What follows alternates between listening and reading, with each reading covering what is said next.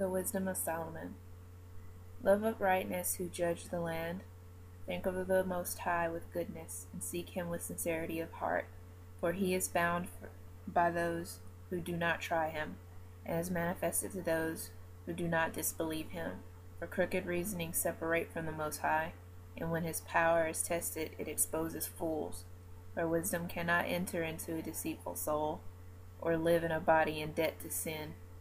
For the Holy Spirit of instruction will flee from deceit, and will rise and leave it unwise reasoning, and be put to confusion at the approach of wrong. For wisdom is a kindly spirit, and will not acquit a blasphemer of what he says. And the Most High is a witness of his heart, and a truthful observer of his mind, and a hearer of his tongue. For the Spirit of the Most High fills the world, and that which embraces all things knows all that is said. Therefore, no one who utters what is wrong will go unobserved, nor will justice in its investigation pass him by. For there will be an inquiry into the designs of the ungodly, and the sound of his words will reach the Most High, to convict him of his transgressions. For a jealous ear hears everything, and the sound of grumbling is not hidden. So beware of useless grumbling, and spare your tongue from slander. For no secret word goes for naught, and a lying mouth destroys the soul.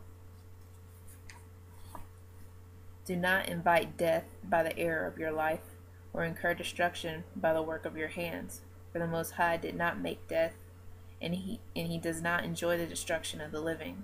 For he created everything to exist, and the generative forces of the world are wholesome, and there is no poisonous drug in them. And the kingdom of Hades is not on earth, for uprightness is immortal. But ungodly men, by their acts and words, have summoned him. They thought him their friend, and softened, and made an agreement with him, for they are fit to belong to his party.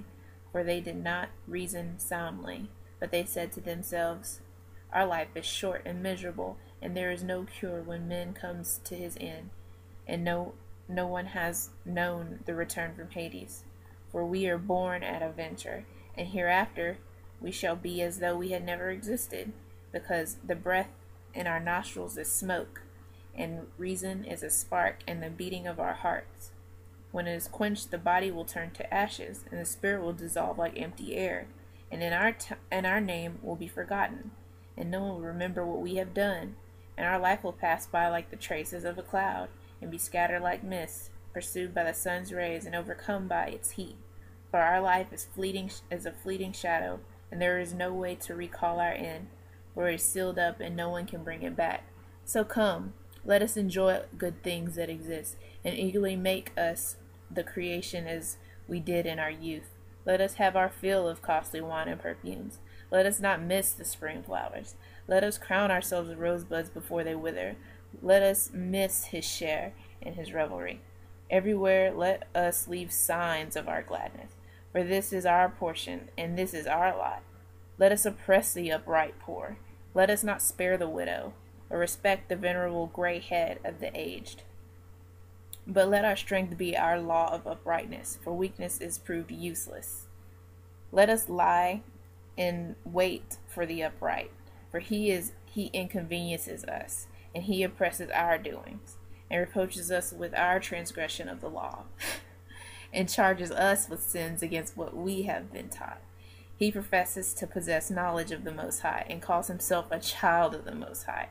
We have found him a reproof of our thoughts. He is wearisome unto us, for his life is not like ours, and his ways are strange.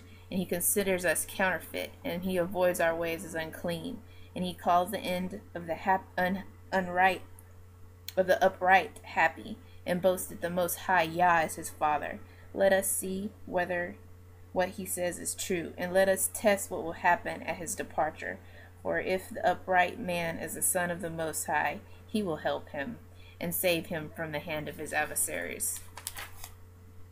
Let us test him with our insults and torture, so we may learn his patience and prove his forbearance. Let us condemn him to a shameful death, for he will be watched over from what he says. So they reasoned, but they went astray, for their wickedness blinded them, and they did not know the Most High's secrets, or hope for the reward of holiness. or recognizes the prize of the blameless souls. For the Most High created man for immortality, and made him the image of his own eternity. But through the devil's envy, death came into the world, and those who belong to his party experience it.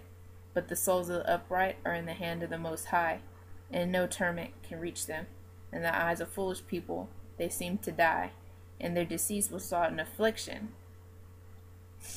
and their departure from us, their ruin. But they are at peace. For though in the sight of men they are punished, their hope is full of immortality. And after being disciplined a little, they will be shown great kindness. For the Most High has tried them, and found them worthy of himself. He has tested them like gold in a furnace, and accepted them like the sacrifice of a whole burnt offering. They will shine out when he visits them, and spread like sparks among the stubble. They will judge nations, and rule peoples, and the Most High will reign over them forever.